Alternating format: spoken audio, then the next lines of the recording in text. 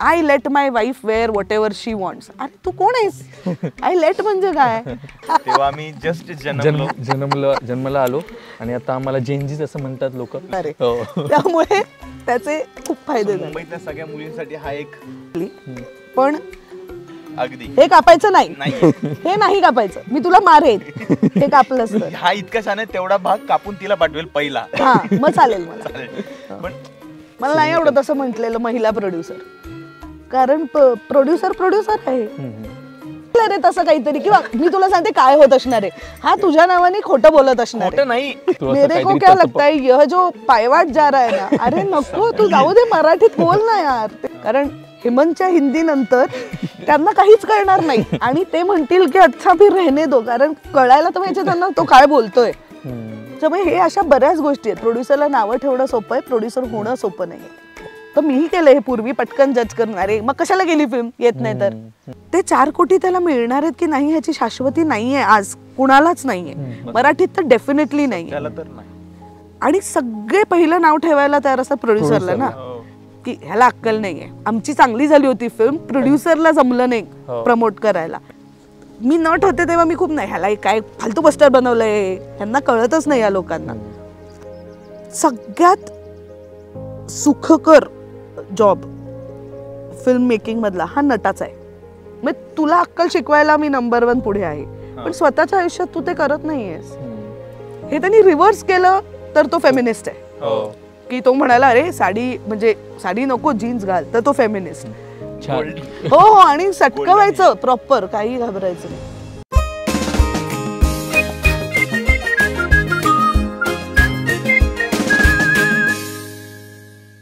Hi hello नमस्कार. अजब गजबच्या नव्या कोऱ्या एपिसोडमध्ये तुमच्या सगळ्यांचं खूप स्वागत आहे. आजचा एपिसोड जरा वेगळा आहे. आज आमच्यासोबत आहे मराठी चित्रपटसृष्टीतली रणरागिणी, जी तिच्या प्रत्येक परखड व्यक्तिमत्वासाठी किंवा प्रत्येक परखड मतासाठी फेमस आहे. ती माझ्याकडे आता तिकडनं बघतीये, पण मी घाबरलेलो नाही आहे. आणि हेमंत डोमेची लाडकी पाटलीनबाई क्षिती जोग आपल्यासोबत आहे. क्षितीताई, तुझं खूप खूप स्वागत अजब गजब मध्ये. थँक्यू. कशी आहेस? मस्त, मी मस्तच असते. दमलेली आहेस या सगळ्या प्रोसिजर मध्ये? मी खरं सांगू, हे प्रमोशन मध्ये विचारतोयस ना, हे जर मी मुंबईत करत असते ना प्रमोशन, आणि तू हा प्रश्न विचारला असतास तर मी हो म्हटलं असतं की जरा दमले, हा खूप झालं. इकडे आल्यामुळे ना गावात सकाळी उठल्यावर म्हणजे रात्री किती उशिरा झोपले एक तरी सकाळी लवकर जाग येते. माझ्या शरीराला एवढ्या कदाचित प्युअर ऑक्सिजनची पण सवय नसेल, तर तसं ओ आता मी अलर्ट झालो असं माझ्या बॉडीलाही होतं. छान जेवायला मिळतं इथे, मटन चिकन छान, अगदी छान वातावरण आहे, शांत आहे. त्यामुळे खरं तर नाही दमलीये मी ह्या प्रमोशन्सना. खूप मजा येते मला उलट हे करायला. आणि ह्या निमित्ताने आम्ही शूटिंगला आलो होतो तेव्हा काय होतं, घाई होती सगळी, हे संपवायचं ते संपवायचं. आता ऍक्च्युली मजा घेता येते, कारण प्रमोशनला आलोय, इथे करू प्रमोशन, मग नाही आपण तिकडे जाऊ, असं खूप फिरता येतंय प्रमोशनच्या निमित्ताने. त्यामुळे मी इथे आम्ही प्रमोशन करतोय ह्यात मीच सगळ्यात जास्त आनंदी आहे. तुला स्वतःचा गाव आहे? नाही, हेमंत दादांनी दाखवलेलं पहिलं गाव. पहिलं मला, माझे आई वडील मुंबईचेच आहेत. मी काही वर्ष पुण्यात शिकायला होते आजीकडे, पण गाव असंच नाहीच आहे, म्हणजे मुंबईच गाव असं. मित्रांच्या गावी की हेमंत दादानेच? नाही, माझा एक मित्र आहे कॉलेजमधला, तो रोह्याचा आहे कोकणात, तर तिकडे मी जाऊन आले होते त्याच्याकडे एकदा. पण असं कॉलेजमध्ये तेव्हा असं वाटतं ना, गाव यार, आम्हाला तू मुंबई मध्ये राहायचे, असं आपण कसं पॉश आहोत असं एक फिलिंग असतं, नाही म्हणायला. पण तिकडे आम्ही मजा केली होती. बट अदरवाईज ऍक्च्युली गाव म्हणजे आपलं गाव असणं, आपली शेती असणं, त्या गावात आपली ऍक्च्युली माणसं असणं, म्हणजे जे असे येत आहेत, हे सगळंच मी पहिल्यांदा एक्सपिरियन्स केलं. आता जो ते स्पेशल वाटतंय, मला छान वाटतं. म्हणजे मला ह्याची सवय नाहीये की कोणीतरी आपल्याकडे आपल्याला न सांगता येतंय असंच. कळलं तुला? ह्याची सवय नसते ना. मुंबई पुण्यात लोक घरी आहेत की नाही वगैरे हे प्रश्न आपल्याला पडतात, फोन करून या, हा आम्ही बिझी असू. मी इथे आल्यावर पहिल्यांदा असं आमचे काका, हेमंतचे काका, त्यांचा छोटा मुलगा, मध्ये आमच्याकडे आम्ही गेलो होतो ना घरी, दुपारी जेवायला 2 छोटी मुलं होती. आता मला असं वाटलं की मला हे आठवत नाहीयेत का, ओळखीच्यांचे म्हणजे कोणा काकाच्या मुलाचं कोणी आहे का, मला आठवत नाहीयेत का. मग मी विचारलं माझ्या नंदे, म्हटलं ही दोघं कोण आहेत छोटीशी? ती म्हणजे तिथे मागच्या शेतात त्यांचे आई बाबा काम करतायत आणि ते इथे हेमंतच्या घरी येऊन टीव्ही लावून का? ते आले निवांत. होते ते निवांत. ते जेवले, मग ते झोपले तिथे सोफ्यावर. आता मला असं झालं की हे मी माझ्या इमॅजिनेशनच्या बाहेरचं आहे. पण त्यांच्या म्हणजे माझ्या सासूबाईंनाही असं नाही वाटलं की हे काय आले असे. नाही, ते मागच्या शेतात काम करतात ना, त्यांची सुट्टी झाली, शाळा संपली म्हणून ते इथे आले. तर मला खूप भारी वाटलं हे की एक इतका जास्त जिव्हाळा आहे ना इथे खरंच. तर मला ते खूप असं मी ते कधी अनुभवलंच नाहीये माझ्या आयुष्यात. आणि फक्त देणं आहे यांच्याकडे. हो फक्त देणं. हो, कसलाच विचार करत नाहीत की याच्यातून मग मला काहीतरी मिळेल. काहीही नाही, काही नाही. आपली मुंबईची मैत्री बऱ्यापैकी तशी असते खूप. आणि म्हणजे आता माझे सगळे मित्र मुंबईचेच आहेत. मला त्याच आयुष्याची सवय आहे. पण मला असं म्हणजे गावात आल्यानंतर असं झालं यार आपल्याला गाव पाहिजे होतं यार. म्हणजे मी पटकन कम्फर्टेबल झाले असते. आता 12 वर्ष झाली आमच्या लग्नाला. आता मी कम्फर्टेबल आहे, मला ते सगळ्याची सवय लागली आहे, मला ते आवडतं. पण वेळ गेला ना, हळूहळू मला ते कळू लागलं. पण आता मला असं होतं, पूर्वी काय होतं, रिटायर झाले ना मी की मी गोव्यात बंगला बांधली असतं आपल्या डोक्यामध्ये. ह्याच्या पलीकडे काही म्हणजे लग्न व्हायचं. आता मला असं होतं, मी हेमंतला म्हटलं लग्न झालं ना की आपण अजून एक थोडी शेतीची जागा घेऊ इथेच, अजून एक छोटं घर बांधू, मग आपण इथे येऊ. रिटायर झालं की I want to come here and live here असं. त्यामुळे गावानी मला फारच मजा आणली. माणसांची, इतक्या माणसांची सवय होती की तू मला माणसांची सवय आहे कारण मला खूप मित्र आहेत. मला खूप मावस भावंड खूप आहेत. मला माझ्या आईच्या बाजूने आमचा गोतावळा खूप मोठा आहे. पण ते लहानपणी होतं. मोठेपणी मला असं थोडं खूप माणसं झाली की असं मला अलिप्त राहावंसं वाटलं. हा थोडस होतं बस. म्हणजे 10 मिनिटं छान आहे हे मला कुठेही होतं. म्हणजे पार्ट्यांना आता आपल्या इंडस्ट्रीच्या पार्ट्या वगैरे असतात ना, त्याच्यातही मला असं होतं की ओके हा झालं. मग मी एक कोपरा धरते, माझे काही 2-4 मित्र असतात, मी तिथेच रमते. मला माझ्या घरी खूप लोक येत असतात सतत, वर्दळ खूप असते मित्रांची. पण ते तेवढंच ठीक आहे. असं इन जनरल खूप माणसं पाहिली की एक तर मला थोडा क्लॉस्ट्रोफोबिया आहे. तर मी खूप अशी माणसं, माझी उंची कमी आहे, त्यामुळे माणसं अशी खूप जवळ असतात ना. लोकल बिकल मध्ये मी कसा प्रवास केलाय कॉलेजमध्ये असं माझं मला माहिती. मुंबईकर आहे ना, तो करावाच लागतो. आनंद जोगची मुलगी म्हटलं ट्रेननीच किंवा बसनीच किंवा चालत हाच प्रवास केलेला आहे मी आयुष्यभर. कोणतं कॉलेज? रामनारायण रुईया, दादर, माटुंगा. आणि राहायला कुठे होते? चेंबूर. हा, म्हणजे आधी चेंबूरला राहायचे, मग माझ्या आई बाबांचा डिवोर्स झाला, मग आई बोरिवलीला आली. आजी माझी तेव्हा तिथे राहायची. मग मी कधी बोरिवली कधी चेंबूर, पण ते दोन्ही लांबच आहे. बोरिवली तर वेगळंच आहे. तेव्हा मी ट्रेननी, आणि मी असं छाती ठोकपणे हे सांगू शकते की मी बोरिवलीला विरार लोकल मध्ये सकाळी 9 वाजता चढलेली आहे. प्राऊड फील आहे. अरे अचीवमेंट आहे आयुष्यातली माझ्या. कारण की ते लोक चढू देतील नाही देतील, आपण घुसायचंय त्या गर्दीत. पुढे अशी बॅग लावायची मी. हा करेक्ट. पुढे बॅग लावून त्या बॅगेनी लोकांना ढकलून मी तिकडे चढलेली आहे. त्यामुळे लोकलने मी खूप प्रवास केलाय. अरे शाळा वगैरे सगळं चेंबूर. आधी पुण्याला कटारिया हायस्कूल. माझी आजी पूर्वी पुण्यात राहायची, म्हणजे आईची आई. सो मी तिच्याकडे होते शिकायला, कारण इथे काय होतं आई बाबा दोघंही काम करायचे, त्यामुळे घरी कोणी नसायचं. आणि माझ्या आजीकडे माझी बरीच मावस भावंड शिकायलाच होती पुण्यात असल्यामुळे. म्हणजे एक भाऊ मुंबईचा, तो भारती विद्यापीठला होता, इंजिनिअरिंग करायचा, तो होता. एक बहीण होती, तिने फर्ग्युसनला ऍडमिशन घेतली, ती आजीकडे होती. सो माझ्या आजीच्या घरी आम्ही खूप भावंड एकत्र राहायचो. सो तेव्हा मी दगडूशेठ कटारिया हायस्कूल पुण्याची, महाराष्ट्र मंडळाची, तिथे होते काही वर्ष. मग 3-1 वर्ष मुंबईत आले, लोकमान्य टिळक हायस्कूल चेंबूर, आणि मग रुईया. ओके. पण तू लहानपणापासून अशी धाडशी किंवा अशी परखड बोलणारी, की तू काय झालं त्यानंतर शिकलीस, की काही आपल्या आयुष्यात घटना घडतात मग आपण बोलायला लागतो, लहानपणी कशी होती? अशीच होतीस? हो बहुतेक. म्हणजे मला म्हणजे हे बघ, मी काय होतं, मी हळवी खूप होते लहानपणी. म्हणजे कारण एक तर मी शेंडेफळ आहे, आमच्या सगळ्या कझिन्स मध्ये मी सगळ्यात लहान आहे. लाडकं. हा, त्यामुळे माझे खूप लाड केलेत माझ्या सगळ्या मावस भाऊ बहिणींनी. पण माझ्यात होता हा एक एलिमेंट, म्हणजे मला असं एक कोणीतरी आपल्याशी वाईट वागतंय, कोणीतरी मला टेकन फॉर ग्रांटेड करतंय. हा, म्हणजे माझी शाळेत एवढी भांडणं झाली आहेत कटारियालाच असताना, की आमच्या टीचर बिचाऱ्या, शिंदे मॅम, ऐकत असाल तुम्ही तर आय एम सॉरी, त्यांनी कंटाळून त्या रडायला लागल्या होत्या. हो, कारण म्हणजे त्यांना काही नव्हतं केलं, आम्ही आपापसात भांडत होतो. तर त्यांचं असं झालं की थांबतच नाहीयेत ही मुलं, म्हणून शिक्षा म्हणून आम्हाला पहिल्या बेंचवर एकत्र बसवलं होतं.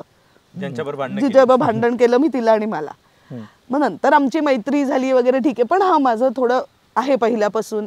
असं का वाटतंय की 2-4 जणांना मारलंयस पण तू पोरांना वगैरे? मारलंय मी शाळेत सटासट, असताना. हो हो सटासट. हो. म्हणजे हे बसमध्ये, रिक्षा, आपल्या ट्रेनमध्ये वगैरे जाताना एक चान्स मारणारी ती हो. डोक्यात जाणारे पुरुष टोळी. असतात ना. हो, हा. हो. आणि असे काहीच आहेत, काही खूप चांगलेही असतात, पण ते काही असतात. तेव्हा आम्ही कॉलेजमध्ये इथे पुढे बॅग लावायचो. सीझन कुठलाही असो, आमच्याकडे एक छत्री असायची. आम्ही सगळ्या मुलींकडे छोटी छत्री असते ना, ती छोटी होती अशी.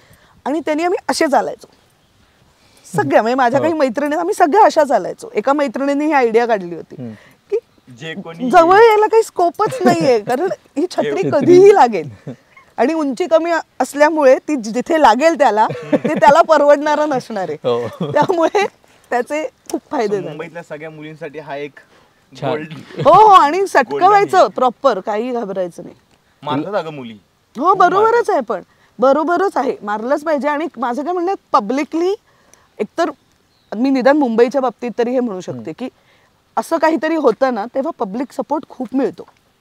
की असं कधी ट्रेनला, बसमध्ये खूप वेळा सपोर्ट मिळतो. आणि तो वापरला पाहिजे. म्हणजे आज मी ह्याला नाही मारलं तर तो अजून 4 मुलींवर हा चान्स मारणार आहे. कदाचित आज मारलं म्हणून उद्याचा दिवस तरी गप्प बसेल ऍटलिस्ट, मिनिमम. सो ते केलंच पाहिजे. माझं तर ठाम मत आहे, केलं पाहिजे. तू हे शाळेत मग नाटक वगैरे हे कधी आलं आयुष्यात? रुईयाला आल्यावर. रुईया ते मी तेव्हा लहानपणी, मी नाचायचे खूप लहानपणी. हा, म्हणजे सगळ्या कॉम्पिटिशनला, कोणाच्याही लग्नात आपलं एक नाच करून दाखव बाळा, मग ते बाळा लगेच सुरू व्हायचं नाच करायला. पण मला एक तर हे ठरलं होतं की मला याच क्षेत्रात काम करायचं. कधी? वडिलांमुळे? कदाचित असू शकतं हे की माझी आजी पण काम करायची, बाबाची आई. ती थिएटर करायची आणि ते खूप मोठं नाव होतं तेव्हा. म्हणजे मला ते काय, मी जन्माच्या आधीच ती गेली, पण ते मी नाटकात काम करायला घेणार वगैरे ह्याच्यात मला खूप असं, तू शांताबाईंची नातेस म्हणजे मोर दॅन माय फादर, कारण त्यांनी थिएटर ॲज सच कमी केलं. तर ते खूप असं मला सतत सांगण्यात यायचं, हा शांताबाईंची नात, शांताबाईंची नात, शांताबाईंची नात. पण मला ह्याच्यातच करायचं होतं काहीतरी. म्हणजे मला ऍक्टिंग कसं आहे ते यायला पण लागतं. माझ्या बाबांनी मला सांगितलं होतं, मलाही वाटतं क्षिती डॉक्टर व्हावंसं, पण येत नाही ना मला, मी अभ्यास नाही केलाय त्याचा. सो तुला वाटणं ठीक आहे, तुला येतंय की नाही ते आपण बघू, म्हणजे तू केल्यावर कळेल आपल्याला की येतंय किंवा नाही येतंय. सो मला वाटत होतं की मला येतंय पहिल्यापासून, हो, की हे मला येतंय, हे मला येईल. सेम आपल्या क्षेत्रात होती की नाही? आई, माझी आई याच क्षेत्रात आहे. हो, उज्ज्वला जोग. ती याच क्षेत्रात आहे. ती सध्या आमच्या घरात सगळ्यात बिझी माणूस आहे, सिरियल विरियल करत असते ती. तर मग कुठून तरी ते तिथून आलं. हो, कारण मी तेच पाहिलंय ना लहान असताना. मी घरातले विषय तेच पाहिलेत. माझ्या घरात नाटकाची पुस्तकं आहेत. म्हणजे मी पहिलं वाचलेलं मराठी पुस्तक, मी इंग्लिश मिडियमचे असल्यामुळे कमी व्हायचं ना असं जाऊन मराठी. हा, पण मी पहिलं वाचलेलं पुस्तक हे नाटकाचं पुस्तक होतं. मंतरलेली चैत्रवेल नावाचं पुस्तक होतं. हा, तशीच मला असं झालं की हा, मी हे केलं असतं. तेव्हा मी लहानपणी चोरून ते मोठ्यानी म्हणायचे. म्हणजे त्यातलं बापाचं कॅरेक्टर पण, आईचं कॅरेक्टर पण, मुलीचं कॅरेक्टर पण. सो मला असं वाटलं होतं आपल्याला हेच करायचंय, अजून काही मला वेगळं करायचं नाही.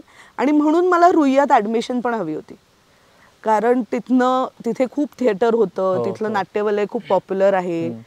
सो म्हणून माझं ठरलं होतं की कितीही मार्क मिळू देत, मी पहिली आले तरी मला जायचंय रामनारायण रुईया कॉलेजमध्ये, आर्ट्सलाच जायचंय. पण मला 70-75 मिळाले. आर्ट्सला ऍडमिशन मिळणारच होती, हे आर्ट्ससाठी खूप होते तेव्हा. पण मग तुझी बॅच कोणती? रुईया, नाट्यवलय वगैरे सगळी? मी पास आउट झाले 2002, म्हणजे 98ला मी 11वीत होते. 10वी झाल्यावर. हा, बोल. मला सिनियर होती क्रांती रेडकर, 1 वर्ष 2 वर्ष सिनियर आहे मला. आदिती सारंगधर होती. आमच्या आधी पास आउट झालेले तर खूपच होते ना, विनय आपटे, स्वाती चिटणीस, संजय नार्वेकर, निशिकांत ऍक्च्युली रुईयाला कमी वेळ होता शिकायला, पण तरी तो रुईयाचाच आहे, म्हणजे होता असं होतं. त्याचं शिल्पा तुळसकर रुईयाच्या आहेत. खूप लोक होते तेव्हा रुईयाचे. आणि मला सिनियर क्रांती होती, आदिती होती, शिबू साबळे तो होता सिनियर मला, माझ्या नंतर मनवा नाईक आली 1 वर्षांनी.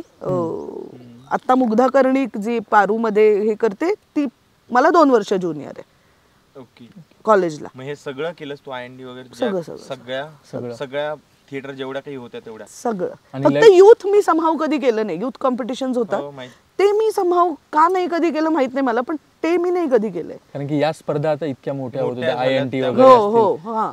कॅमेरा मग तेव्हापासून सुरू झाला, सिरियल्स वगैरे? नाही, मी 11वीत मला एक असं सिरियल मध्ये काहीतरी एक छोटं हे होतं, त्यांनी विचारलं करशील का तू, म्हटलं करीन, पण त्याची काही मला मेमरी नाही, पण ते तेवढंच होतं. मग झालं. मग वीरेंद्र प्रधान जे त्यांनी मला फोन केला होता की हैदराबादला तेव्हा ETV होतं, तेव्हा त्याचं कलर्स नव्हतं झालं, ETV होतं, तर ते टेलिफिल्म्स करायचे. तर त्याचं एक नाटक होतं हे वयच असं असतं नावाचं, ज्याच्यात विरोधादानी काम पण केलं होतं, त्याची तो टेलिफिल्म करत होता. तर तू येशील का, तू करशील का, म्हटलं हो करीन. मग ते केलं. मी ते करून आले हैदराबादला. वरनं येताना ट्रेननी उतरले दादरला आणि बाबा मला घ्यायला आला होता. तो म्हणाला की ते फोन आला होता अधिकारी ब्रदर्स मधनं, ते दामिनी सिरियल करतायत, तर ती दामिनी आता म्हणणार तिच्या मुलीचं, सो नाव she is going to be the lead, तर त्यांनी विचारलंय तू करशील का, तुला करायचंय का. म्हटलं हो करायचंय. मग त्यांनी ऑडिशनला बोलवलंय, आत्ता जायचंय का तुला, म्हटलं हो जायचंय. मग मी त्याच्याबरोबर ऑडिशन म्हणजे अशी ट्रेन मधनं उतरले, ऑडिशन लगेच मी गेले. आणि मग नाही 3 दिवसांनी माझं शूटिंग सुरू झालं त्याचं. ते ऑडिशन मी पास बीस झाले. ऑडिशनला त्यांनी काय ते दिलं होतं लिहून की हे पाठ करा आणि बोला, ते मी केलं. मग 3 दिवसात सुरू झालं. हे साल सांगते मी तुला 2000 म्हणजे एक्झॅक्टली पुढच्या वर्षी मे मध्ये मला काम करून 25 वर्ष होतील ऑफिशियली. मग ते दामिनी सुरू झालं. तेच मी त्याचे टोटल 1500 एपिसोड झाले. 496 एपिसोडला माझी एंट्री झाली आणि प्रतीक्षा लोणकर त्यांची एक्झिट झाली. सो ऑलमोस्ट मी त्याचेच 1000 एपिसोड केले तेव्हा. सो त्याच्यानंतर मग सुरू झालं ते there was no looking back. So तू विनोदी भूमिका स्वीकारणं हे तुझ्याकडून आलंय की लोकांनी तुला विनोदी अभिनय सुरुवातीला म्हणजे फू बाय फू असेल मला विनोदात काही येत नाही असं माझं म्हणणं आहे. पर्सनली मी टाइमपास खूप करू शकते, पण हा म्हणजे त्याचा एक कॉन्फिडन्स असतो ना की हे मला येईल करता, हे मला ओके. तसं मला कॉन्फिडन्स नाहीये काही कॉमेडी बद्दल अजिबातच. वाटत हा पण नाही, खरंच नाहीये बिनधास्त म्हणजे माझं असं नाही ओके तू सांग ते सगळं येतं मला, हे बघ ते बाकीच्या ह्याच्यावर मी मारून नेते, हा भाग सोडून दे. पण असं आता तू मला सांगितलंस ना हा सीन सिरियस आहे, रोमॅन्टिक आहे, any other emotion I think I will play it well. ते मी कॉमेडी काही करत असेल ना तर मला असं होतं हे बरोबर झालंय ना, तू सांगा हे बरोबर आहे ना, का मी ह्यातलं काही वेगळं काहीतरी करायचंय का, त्यांनी पंच येणार आहे, मला कळत नाहीये. आता हे बघ मी आनंद इंगळे बरोबर केलं फू बाय फू पहिलं, किंवा नाटक केलं मी ऑल द बेस्ट अल्टिमेट नावाचं. 3 मुली होतो आम्ही तेव्हा. म्हणजे ऑल द बेस्ट जे नाटक आहे ते त्याचं मुलींचं केलं होतं. सो बहिरीचं काम माधवी जुवेकर करायची, आंधळेचं काम अदिती सारंगधर करायची, आणि मुक्याचं जे भरतने केलं होतं ते मी करायचे. सो ते बघून लोकांना असं नाही येतंय तुला, पण मला शून्य आजही नाहीये मला, आजही कॉमेडी नाही. मला असं होतं की म्हणजे तू म्हणालास हे चांगलं नाही झालंय तर ओके, मग तू सांग काय करायचंय, कारण मला ते मला सुचत नाही, मला ते कळत नाही की आपण हे करतोय हे बरोबर आहे की नाही. मग फू बाय फूचं एवढं धाडस कसं काय केलं? म्हणूनच केलं की हे मला येत नाहीये. मग काय आउट होईल ना भारत पहिल्या ह्याच्यात की हिला येत नाहीये, विच इज फाईन, त्याचा मला कधी प्रॉब्लेम नसतो. म्हणजे मला ह्याचं नाही वाईट वाटत की हे आपल्याला येत नाहीये.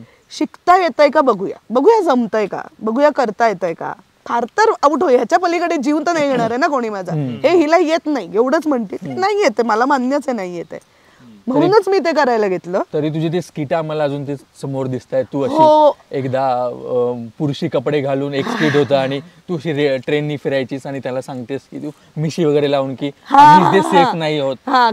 अजून ते छान वाटतं आम्हाला. पण त्याला खूप माझ्या बरोबर माझा पार्टनर जो होता, मी पहिलं फू बाय फू केलं तेव्हा राकेश सारंग होते, त्यांचा खूप हातभार आहे त्याच्यात खूप. म्हणजे हे काही सर्वस्वी ते मी जे केलंय हे सर्वस्वी माझी हुशारी नाहीये, ती त्यांनी जे पुश केलंय ते मी केलेलं आहे. पण तरी पण तसं म्हटलं तर आता तू म्हणालीस की मे मध्ये 25 वर्ष पूर्ण होतील तू काम करतेस त्याला, तरी पण कुठेतरी मराठी इंडस्ट्रीमध्ये आम्हाला तू एकदम असं अंडररेटेड आहेस असं दिसतं. मराठीत तरी हिंदीत तू आता चांगली काम करतेस नो डाऊट, पण मग मराठीत आम्हाला ते तितकं अंडररेटेड दिसलं. मग हे चुजी होतं तुझ्याकडून काय की तुझ्याकडं नाही ऍक्च्युली सांगू का, मी जेव्हा काम करायला लागले 2000 साली तेव्हा दामिनीत माझी 1-2-3 वर्ष गेली. मग मी एक नाटक करत होते, प्रेमा तुझा रंग कसा नावाचं, मराठी चंद्रलेखेचं नाटक होतं. त्यात मी पहिल्यांदा सुहासताई जोशींबरोबर काम केलं.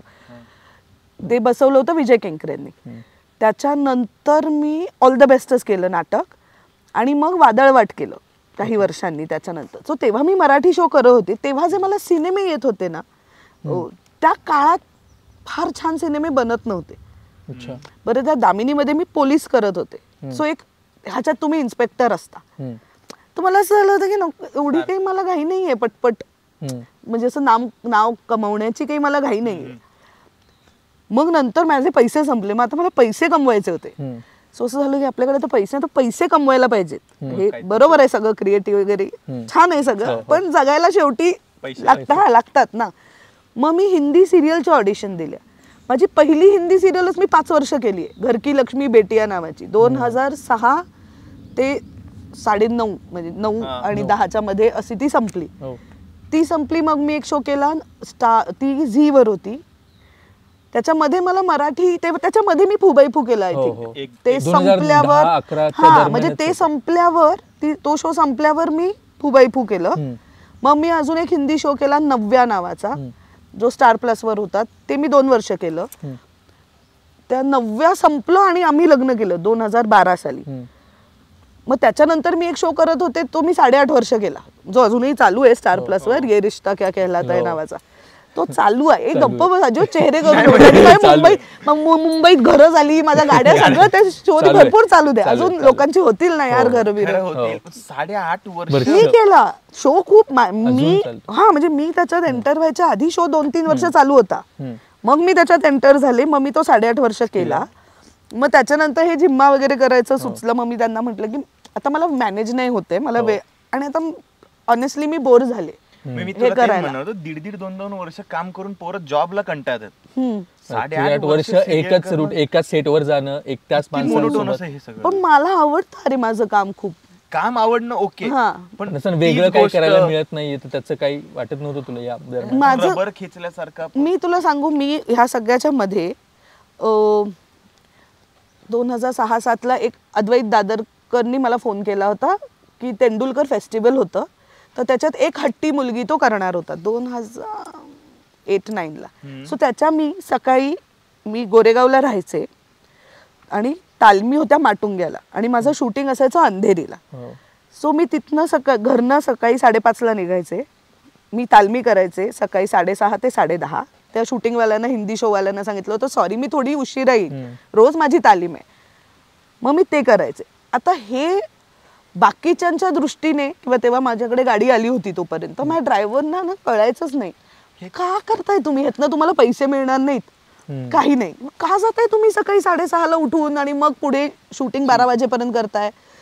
पण दॅट इज माय एक्सरसाइज. मला ह्याच्यातनं बोर होऊ नये, किंवा मला अशा गोष्टी करून पैसे मिळत नाहीयेत ह्याचं मला दुःख कधी नाही झालं. That was taken care of by the Hindi shows that I was doing. मग त्याच्यानंतर मी एके वेरियस नावाची कंपनी, एके वेरियस प्रोडक्शन्स, ते हिंदी मराठी नाटकं, हिंदी इंग्लिश नाटकं करतात.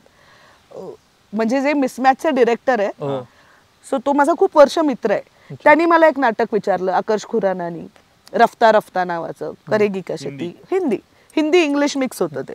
म्हटलं हा करून घे. त्याच्या तालमी करून मी शूटिंग मधनं डेट मॅनेज करून मी ते करायचे. त्याचे आम्ही काही प्रयोग केले. मकरंद देशपांडेंनी मला फोन केला, मी जोक नावाचं नाटक करतोय, आंधळ्या मुलीचा रोल आहे, तू करशील का. म्हटलं हो करेन. बरं, ते एक्सपेरिमेंटल असल्यामुळे त्याचे आपल्या मराठी नाटकांसारखे लागून प्रयोग होत नाहीत. सो माझ्या सिरियलचं काम ऍडजस्ट व्हायचं की हा ठीक आहे, ही काय महिन्यातनं 1-2दा सुट्टी घेऊन हे करते. तेव्हा अनेक लोकांना असं वाटायचं की कशासाठी. म्हणजे माझी आई म्हणाली, अगं ते इतके सिरियल बिरियलचं दिवसभर शूट करतेस, त्याच्यात कुठे आता मध्ये जाऊन तालमी करतेस. पण मला असं व्हायचं की ह्याच्यामुळे मी इथे कंटाळत नाही. This keeps me going, this keeps the actor in me going. आणि ऍक्टर म्हणून सुद्धा हे करायला, म्हणजे जे लोक टीव्ही करतात ना, त्याला एक वेगळ्या ची सिन्सिअरिटी लागते. पण खऱ्या अर्थाने टीव्हीने जगवलं. किंवा विक्रांतला पण विक्रांत मेसीला विचारलं होतं, तो म्हटलं मी 10 वर्ष त्याच्यासाठी सिरियल केलं. माझा बंगला झाला, रोलिंग रोलिंग झालं. मी झिम्मा अख्खा प्रोड्यूस केला, कारण की माझ्याकडे जे पैसे होते ते मला या 8 वर्षाच्या सिरियलनीच दिलेले आहेत. म्हणजे आधी मी मुंबईत छोट्या घरात राहायचे, मग अजून एक 1 BHK घेतला, मग आता मी एका 2 BHK राहते टावर मध्ये. हे पैसे मला सिरियलने दिले आणि मला हवंय हे सगळं. टू बी व्हेरी ऑनेस्ट, मला I don't mean to offend anybody, पण मला आवडतात छान गोष्टी. मला हवंय ते घड्याळ. म्हणजे माझी मुळातच स्वप्न आपण 4 लाखाचं घड्याळ घालू हे नाहीये, पण मला आवडतंय 50,000चं घड्याळ, तर मला हवंय ते. त्याच्यासाठी करणारी मेहनत घ्यायला माझी तयारी आहे. एवढे इंडिपेंडेंट व्हायचंय, म्हणजे मला हे, आणि मला जेव्हा नाटक करायचंय, जेव्हा मला असं माणूस मकरंद देशपांडे सारखा व्यक्ती फोन करते की करशील का नाटक, तेव्हा माझ्या मनात हा विचार नाही आला पाहिजे अरे पण ह्यातनं पैसे नाहीच मिळणार आहेत काही, पण ते नाटक आवडीसाठी करायचं. हा, म्हणजे मी गाडीने जाणार किंवा काय रिक्षाने जाणार, त्याला पैसे लागणार, ह्यातनं तेवढे पैसे नाही कदाचित आपल्याला मिळणार, मग आपण कसं घर चालवणार. नको, घर चालतंय माझं छान, हे माझ्या हौशीसाठी चाललंय. सो ते तिथून आलंय. आता याला धरूनच मला असा एक प्रश्न विचारायचा की एखाद्या ऍक्ट्रेसने, आता मी तो प्रश्न आता बऱ्याच ऍक्ट्रेसला विचारतोय, ऍक्ट्रेसने तिचा फायनान्स कसा मॅनेज करायचा आहे. म्हणजे तुम्हाला रोज, म्हणजे बऱ्यापैकी ऍक्टर व्यतिरिक्त तुमचा एक वेगळा खर्च असतो स्वतःला, ते काय म्हणतात ग्लॅमराईज दिसण्याचा, म्हणजे स्वतःचाच एक्सपेन्स स्वतःला करण्याचा. मग तो फायनान्स तुम्ही कसा एक ऍक्ट्रेस म्हणून कसा मॅनेज करता? खूप फालतू आहे स्वतः. एवढे ऑनेस्ट नाही मोठ्या प्रश्नानंतर अरे नाही, म्हणजे फायनान्सच्या ह्याच्यातनं नाही, पण म्हणजे आता हे फॉर एक्झाम्पल घड्याळ आहे, तर आता थँक्यू, तर आता हे घड्याळ ह्या कपड्यांवर नको, ह्याच्यावर आपण असं, हे सगळे विचारच माझ्या डोक्यात येत नाही. मला आता हे घालायचंय बस. त्यामुळे हे जे तू म्हणतोस ना, म्हणजे डेफिनेटली इन्व्हेस्टमेंट आहे. मला काही मेकअप आवडतो, मी घेते, पण मला पार्लर मध्ये जाण्याचा कंटाळा आहे आता. म्हणजे काय म्हणजे मला असं होतं, कंटाळा एका वयानंतर येतो की नाही, मला पहिल्यापासून या गोष्टींचा कंटाळा. मग तिथे जाऊन मला असं वाटतं वेस्टिंग माय टाइम. चटचट कर ना, पुढे आता काहीतरी जाऊया, टाइमपास करूया, काहीतरी घरी जाऊन बघूया, वाचूया, मित्रांना भेटूया. त्याला माझी हो आहे. इथं 2 तास ते तुम्हाला मॅडम आपका हेअर का क्वालिटी, चुप, तू तुझं काम कर, निघ. तर ते मला मुळात त्याच्यात, पण फायनान्स मला असं वाटतं, आणि फक्त म्हणजे तो प्रश्न असं यासाठी विचारला की या आता नवीन येणाऱ्या मुलींसाठी पण तो असेल की आपल्याला रोज काम नाही मिळत, बरोबर, सारखं ते काम नाही मिळत. बरोबर. So don't do things to please others. I never do things, I have never done it की तुला छान वाटेल मी आत्ता काय जीन्स आणि टी शर्ट घालून आले, तर मला काय हवंय आता, माझी गरज काय आहे.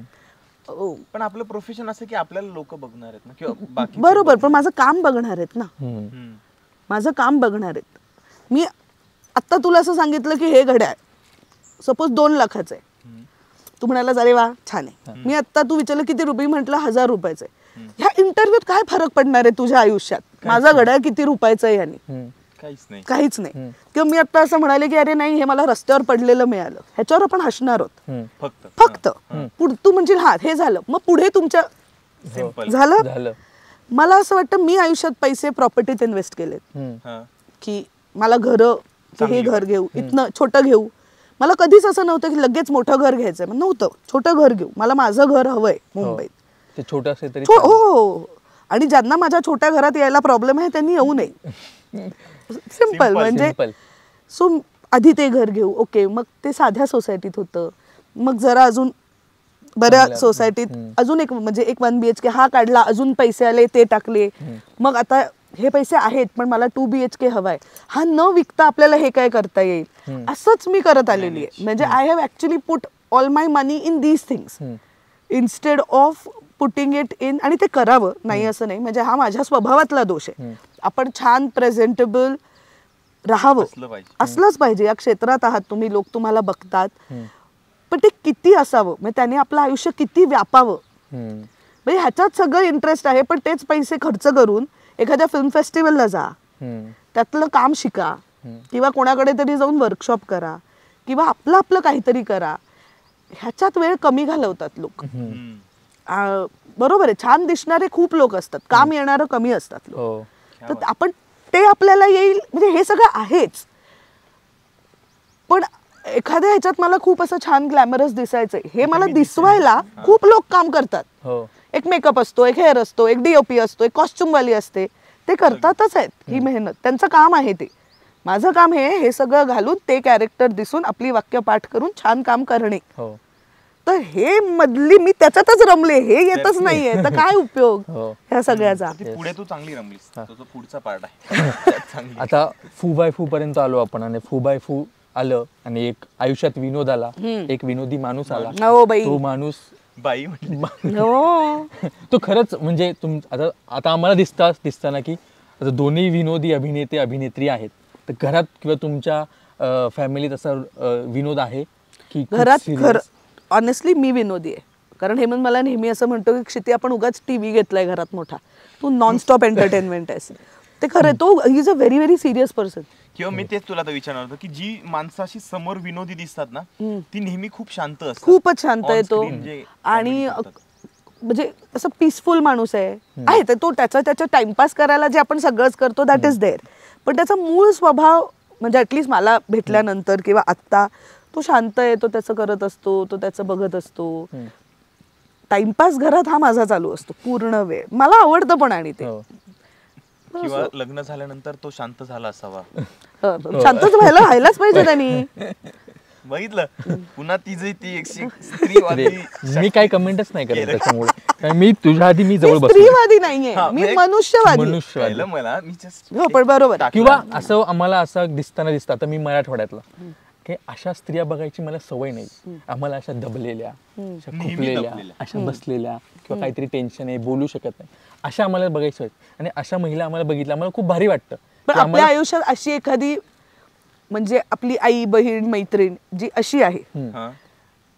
असं नाही का कधी वाटत की आपण तिला सांगावं की तू बोलू शकतेस, बोल ना, तू तुझं मत सांगू. समोरच्याला आवडणार नाही, ज्यातला माझी तयारी असते, म्हणजे मी जे म्हणतेय ते सगळं तुला पटावं, असं नाही वाटत मला. असं होणार पण नाही. तू वेगळीकडनं आलास, मी वेगळीकडनं आले, माझी मतं वेगळी आहेत. You might not like it, which is okay, पण ऐकूनच घ्यायची तयारी नाहीये तुझ्याकडे माझं मत, किंवा तू विचारण्यातच घेत नाहीस, तर ते नाही आवडत मला. पण बऱ्याच मेलकडे ती मेंटॅलिटी आहे अजूनही. हो, आहे. माझे खूप मित्र आहेत ज्यांना माझ्यासारखी मैत्रीण आवडते खूप. त्या मैत्रिणीवर ते खूप प्रेम करतात, पण तशी बायको नाही चालत. तशी बायको नाही चालत. मग काय उपयोग आहे तुझ्या फेमिनिझमचा? अरे माझी मैत्रीण, आम्ही इथं टाइमपास करतो, तू माझ्या खांद्यावर हात टाकून फिरतोय सगळीकडे, आणि प्युअर मैत्री आहे. पण तुझ्या बायकोच्या खांद्यावर तुझ्या एखाद्या मित्र किंवा तिच्या एका मित्राने हात टाकला असा, आणि ती कम्फर्टेबल आहे ह्याला, तर तुला चालणार आहे का? तर असं होतं, असं कसं. मग तू माझ्या खांद्यावर हात ठेवतेस का? आता मी तुझी 25 वर्ष जुनी मैत्रीण आहे, तिचाही असेल तो एवढा, आणि ती सांगेल ना की मला नाही आवडत आहे, नको ठेवू हात. ती सांगत नाही, कदाचित त्यांची तशी मैत्री असेल. सो माझ्या आयुष्यात नशिबाने एक तर नवरा मला असा मिळालाय की तो, म्हणजे हे सगळ्याचा तो खूपच पर्याय आहे. हे सगळे प्रश्नच त्याच्या आयुष्यात कधी त्याला पडत नाहीत. पण तो, आणि फक्त तो नाही, म्हणजे त्याचे घरचे पण. मला असं वाटलं होतं माहिती ना लग्न करताना की आपण जसे वाढलोय आणि आपण ज्या फॅमिलीत चाललोय ह्याच्यात खूप फरक आहे, तफावत आहे. पण ती तफावत फक्त म्हणजे आमच्यात कल्चरल डिफरन्स, म्हणजे मला जेवायला मी स्वयंपाक कसा बनवायचे आणि आता ते कसा स्वयंपाक बनवतात, अशा बेसिक गोष्टींमध्ये फरक आहे. किंवा माझी आई अजूनही easily jeans, T shirt, top असं घालून एकटी फिरायला जाते. माझ्या सासूबाईंना अजून असं घालावं काय नाही होत, असं करावं लागतं. एवढाच फरक आहे. In their mind they are equally progressive. Otherwise they wouldn't say yes to a marriage where मी एक तर वेगळ्या कास्टची आहे, तो वेगळ्या कास्टचा आहे, मी त्याच्यापेक्षा 3.5 वर्षांनी मोठी आहे, मी त्याच्या खूप आधीपासून काम करते. म्हणजे तो मला, मी शाळेत होतो असं मला दरवेळेला सांगतो, आणि माझं असं होतं, हो पण मी पण 12वीतच होते जेव्हा मी काम करत होते. सो अशा ह्याला तयारच नसतं झालं कोणी. सो त्यांच्या इन देअर माइंड, आणि ह्या गावात, म्हणजे आमच्या गावातही मी नंतर आले तेव्हा, in their mind I think they are very progressive. It's just की आपल्याला वाटतं गावातले लोक नाही आहेत, कारण ॲटलिस्ट ढोमे परिवारात तरी I have always seen women are at equal, at par. त्यांना असं कधीच, मला नाही वाटत, मी तरी नाही पाहिलं जेवढ्या वेळ मी आले, की बाईंना बोलता येत नाही किंवा त्यांना त्या आत असतात, असं कधीच नाही मी पाहिलंय आमच्याकडे तरी. हेमंत दादाचे आई बाबा इकडे गावाकडे राहायचे की मुंबईच होते? पुण्यात. म्हणजे पुण्यात म्हणजे सासरे पोलीस ऑफिसर होते, एसीपी म्हणून रिटायर झाले, पण ते खूप फिरतीवर असायचे. त्यामुळे हेमंत इतक्या गावांत फिरलाय, त्याचं कारण ते आहे. आणि मग इथे अख्खा ढोमे परिवार तर या गावात आहे, पिंपरखेडला. आता रिटायर झाल्यानंतर ते जास्त कॉन्सन्ट्रेट करून इथे येतात, जास्त राहतात, शेती करतात. ते आता करायला लागले, नाही तर माझ्या सासूबाई एकट्याच बिचाऱ्या करायच्या त्यातल्या त्यात. हा, प्रोग्रेसिव्ह मेंटॅलिटी बऱ्यापैकी पुण्या मुंबईकडच्या लोकांना येते पटकन, कारण की म्हणजे फेक येते. हा, फेक येते, कारण की त्यांच्या डोळ्यासमोर तेच दिसत असतं. मग त्यांना असं वाटतं की आपण पण तसं प्रिटेंड करायला हवं. आपण मॉडर्न आहोत हे दाखवायला पाहिजे. मॉडर्निटीचं काहीतरी वेगळ्या डेफिनेशन्स आहेत लोकांच्या डोक्यात, उमजत नाही कुणात. हा, मग ते ऍक्च्युली करायचं नसतं. ते दाखवायला सगळं छान आहे. आपण पार्ट्यांना जातो, आपण हे करतो. I let my wife wear whatever she wants. अरे तू कोण आहेस? आय लेट म्हणजे काय? बरं, मला ते स्त्रीवादीचा पण मला थोडा प्रॉब्लेम आहे. मला कधीच असं नाही वाटतं जेव्हा हेमंत म्हणतोय हे नको घालू, साडी नेसते का.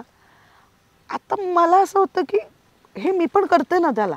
आता त्यांनी फक्त मला जीन्स टी शर्टच्या ऐवजी साडी नेस असं म्हणाला. तुला त्यावेळी जीन्स टी शर्ट घालायचं असेल तर मी म्हणते की नाही, हे जास्त कम्फर्टेबल आहे, मी हेच घालते. म्हणतो अच्छा बरोबर ठीक आहे. पण माझं म्हणणं आहे, उद्या जर मी एके ठिकाणी असंही झालंय की मी साडी नेसून निघाले आणि तो म्हणतो कशाला, ते जीन्स घाल, इथेच तर जायचंय आपल्याला, म्हणजे काहीतरी वेगळं घाल, कुठे ह्याच्यात. नाही मला हेच घालायचं. ओके मग घाल, तुला नेसायची साडी तू नेस. मला वाटतं आपण जिथे चाललोय तिथे म्हणजे एवढे काही तयार होण्याची काही गरजच नव्हती. मला व्हायचंय. हे त्यांनी रिव्हर्स केलं तर तो फेमिनिस्ट आहे, की तो म्हणाला अरे साडी नको जीन्स घाल, तर तो फेमिनिस्ट. जेव्हा तो म्हणतो जीन्स नाही साडी नेसतेस का, तेव्हा तो नॉन फेमिनिस्ट. असं नाही होऊ शकत. एक रिलेशनशिप आहे दोघांचं, त्याच्यात एकमेकांचे ओपिनियन सांगता यायलाच पाहिजेत. तर ते बाकी तुमच्यात लग्न करताना विचार करायला पाहिजे होता तो फेमिनिस्ट आहे का नाही, तो मला माझी मतं मांडू देणार आहे का नाही. पण त्या बाबतीत मी एकदमच फर्स्ट क्लास एक्का काढलाय. First class. हा, हे आपण आपल्याकडचे प्रश्न विचारतो का की हे आपल्याला कुठेतरी भविष्यात उपयोगाला येईल? तुमची झाली आहेत का लग्न? नाही, आम्ही दोघेही 25 वर्षाचे आहोत. 2000चा जन्म आहे आमचा. जेव्हा तू काम करायला सुरुवात केली तेव्हा आम्ही जस्ट जन्मला आलो. आणि आता आम्हाला जेनजीच असं म्हणतात लोक.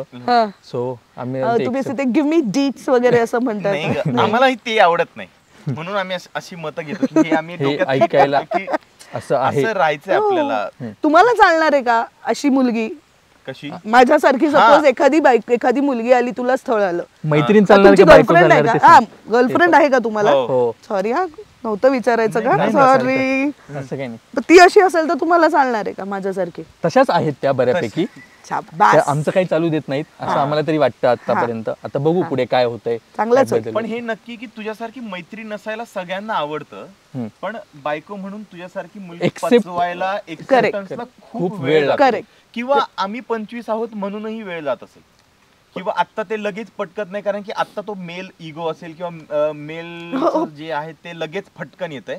30 नंतर कदाचित तो शांत होईल. उलट होतं. अरे हा का? उलट होतं. म्हणजे आय रिअली, एक तर हेमंत हा मुळातच असा माणूस नाहीये, पण मला असं होतं ऍक्च्युली हेच वय असतं वेअर आपण आपली मतं बनवू शकतो.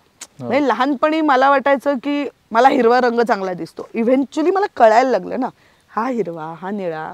मग आता वाटतं नाही, आपल्याला चुकीचं वाटायचं, निळा चांगला दिसतो आपल्याला.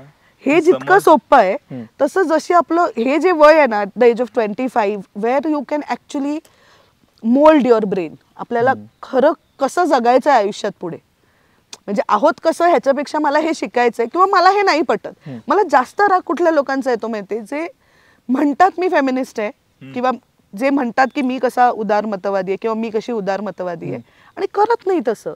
मग तुला अक्कल शिकवायला मी नंबर 1 पुढे आहे, पण स्वतःच्या आयुष्यात तू ते करत नाहीयेस. अशी खूप लोक असतात, एक दाखवायला एक प्रिटेंड करतात की मला खूप काळजी आहे. म्हणजे फॉर एक्झाम्पल मी घरी जातो वेळेत, मी असं करतो, मी तसं करतो, तुम्ही घरी गेलं पाहिजे, अशी अक्कल शिकवणारे खूप आहेत. तू तुझ्या आयुष्यात खरं हे नाही पाळत आहेस. तू सगळ्यांना उल्लू बनवून 7 वाजता घरी जाऊन नंतर खिडकीतनं मागणं गच्चीतनं वरती मित्रांना भेटतोच आहेस. सो असे लोक आहेत, पण this is the right time actually to decide की तुम्हाला खरंच कसं हवंय आयुष्य पुढचं. हा, या 1-2 वर्षात आपण मोल्ड करू करू शकू. होऊ शकतो.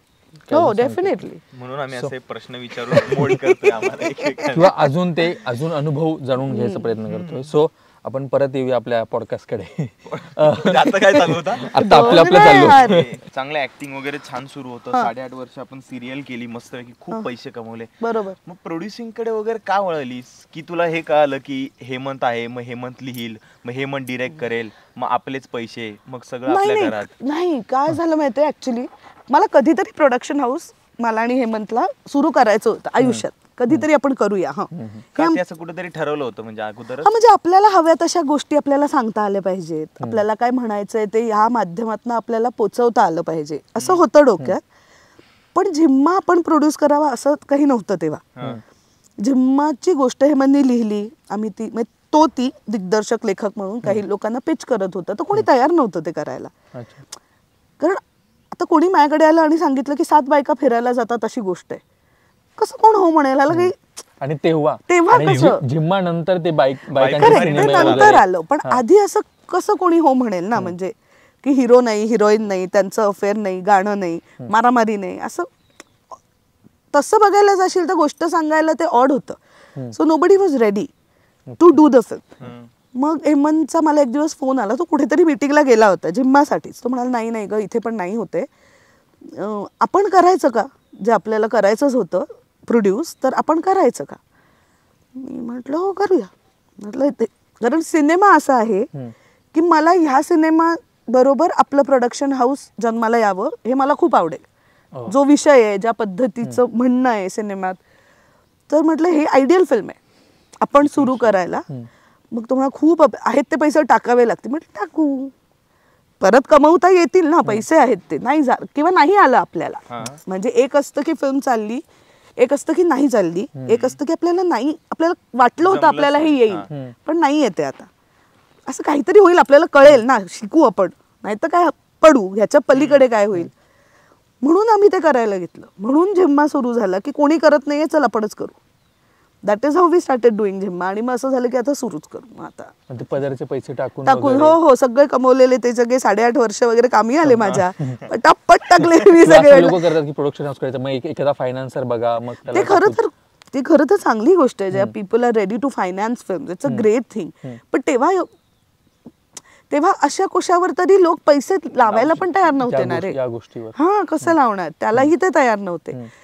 पण आता चित्र वेगळं आहे. आता अजून प्रोडक्शन कंपनीज जॉईन होतात आमच्या बरोबर. म्हणजे झिम्मा 2 ला कलर येलो शी असोसिएशन झालं. आता ही film colour first class Dabhade Chalchitra colour yellow आणि टी सिरीज आलं.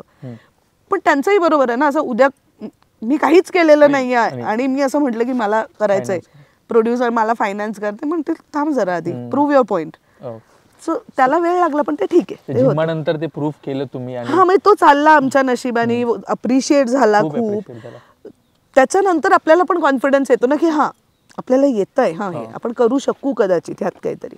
सो हे तसंच झालं. प्रोड्युसिंगचा तो प्रवास कसा होता? म्हणजे एखादे ऍक्ट्रेस असणं आधी काय वाटायचं, आणि प्रोड्युसर झालोय आपण, आणि आता सगळ्या गोष्टी मॅनेज करायच्या. आता फक्त आपल्याला सेटवर जाऊन अभिनय करायचा नाही, आता सेटवरचं आपल्याला स्पॉट बॉय पण बघायचा आहे, आपल्याला ऍक्टर्स पण बघायचे, आपल्याला प्रोडक्शन पण बघायचं आहे. ते तू कसं केलंस? मी ऍक्टर होते ना तेव्हा मला असं वाटायचं सगळ्यात जास्त मेहनत ऍक्टर्स करतात. हो, आधीपासनं बेचारे एकतर छाता लेकर राव मेरे को धूप लग रहा है, स्किन खराब हो जाएगा, असं मला खूप वाटायचं की किती मेहनत घेतो आम्ही. सकाळी 9 पासून रात्री 9 पर्यंत कॅरेक्टर ते प्ले करणार.